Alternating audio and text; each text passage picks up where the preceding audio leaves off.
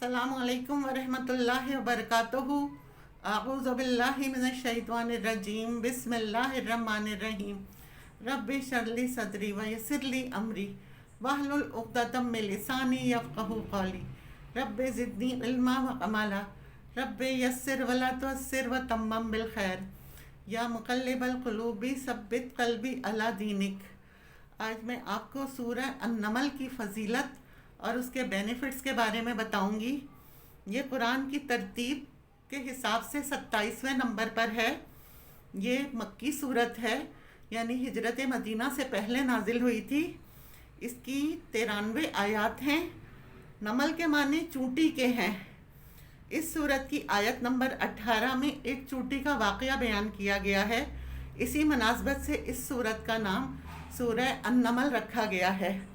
इस सूरत का मरकज़ी मज़मून ये है कि इसमें वो उमूर बयान किए गए हैं जिनका तकाज़ा ये है कि हर शख्स अल्लाह ताला पर ईमान ले आए, इसे अपना रब और अपना वाहिद माबूद माने, इसके साथ किसी को भी शरीक ना करे, मरने के बाद दोबारा ज़िंदे किए जाना और हशर और नशर की तस्दीक करे और कुरान पाक को अल्लाह ताला का कलाम माने।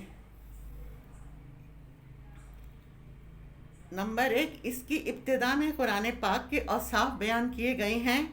नेक अमाल करने वालों को जन्नत की बशारत दी गई है और आखिरत का इनकार करने वालों को आखिरत में सबसे बड़ा नुकसान और बुरे अजाब की वईदें सुनाई गई हैं।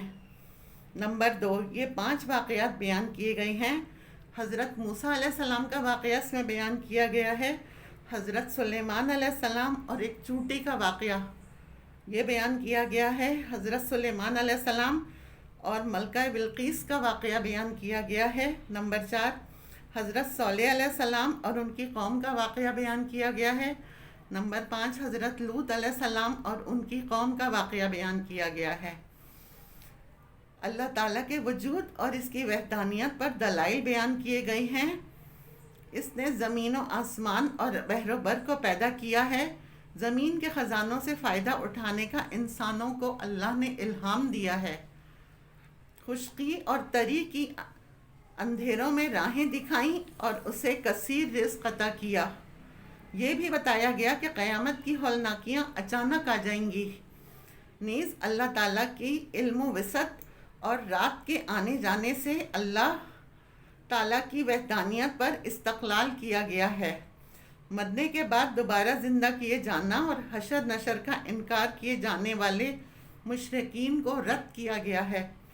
क़यामत की चंद अलामात बयान की गई, जैसे पहाड़ों का उड़ना और सूर में फूंक मारना वगैरह को बयान किया गया है। यानी क़यामत की ख़ास अलामात है कि पहाड़ रूई की तरह उड़ेंगे और एक सूर और एक आवाज़ जो आएगी जिससे क़यामत नाजिल हो जाएगी। क़यामत के दिन लोगों की 2 इक़साम और उनकी ख़राबियाँ बयान की गई हैं।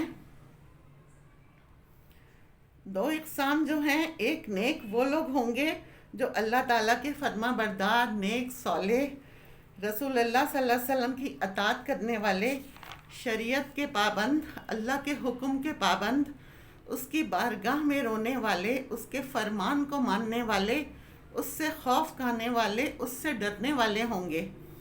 यानी वो एक जमात नेक सौले की जमात होगी, जैसे अल्लाह के तमाम अंबिया, सहाबा, पैगंबर, ताबा ताबईन, औलिया और उनके सरदार और दोनों जहां के सरदार हज़रत मोहम्मद मुस्तफ़ा सल्लल्लाहु अलैहि वसल्लम, और दूसरी जमात में कुफ़ारे मुशरिकीन होंगे और उन सब का सरदार शैतान होगा। अल्लाह से दुआ है कि हमें अपने शुक्रगुज़ार बंदों में शामिल फरमाए।